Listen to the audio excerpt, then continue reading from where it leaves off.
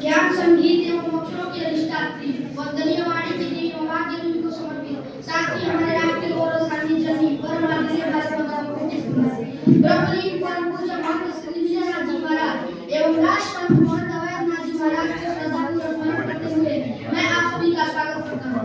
महाराणा प्रताप शिक्षा परिषद की स्थापना सप्ताह समारोह के अंतर्गत आयोजित हिंदी भाषा प्रतियोगिता में उपस्थित निर्णायक विभिन्न प्रतिष्ठित शिक्षा संस्थानों से पधारे हुए सम्मानित प्रतिभागीगण एवं यहाँ उपस्थित सभी गुरुजनों को हृदय से नमन करता हूँ। महोदय, आए दिन टीवी चैनलों और अखबारों में यही खबर सुनाई पड़ती है कि अपनी ये धरती जलवायु परिवर्तन से जूझ रही है। जलवायु परिवर्तन का अर्थ है इस ग्रह के मौसम का असमान रूप से परिवर्तित होना, जिस कारण सैकड़ों समस्याएं हम सभी के सामने देखने को मिल रही है।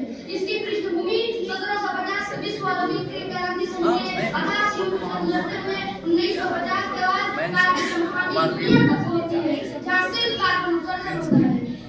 सड़क के नाम पर पेड़ों की कटाई होती है, जंगलों की जगह कंक्रीट की बस्तियां बसाई जाती है और इसका दुष्परिणाम हम सभी को ज्ञात है। बढ़ती आबादी, ग्लेशियर का पिघलना, समुद्र का स्तर 25 वर्षों में 3 इंच तक ऊपर आना, समुद्र में सुनामी, उड़ीसा में चक्रवात, गुजरात में बाढ़ और देश का अधिकतर हिस्सों में सूखा पड़ना उसी का परिणाम है, उसी का दृष्टांत है, उसी का उदाहरण है।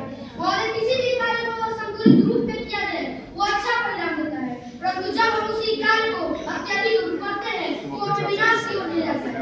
शास्त्रों में भी कहा गया है कि अति रूपेण में सीता, अति कर्मेण रावण, अति दानात् बलिवतो सर्वत्र वर्धिता। अतः मैं अति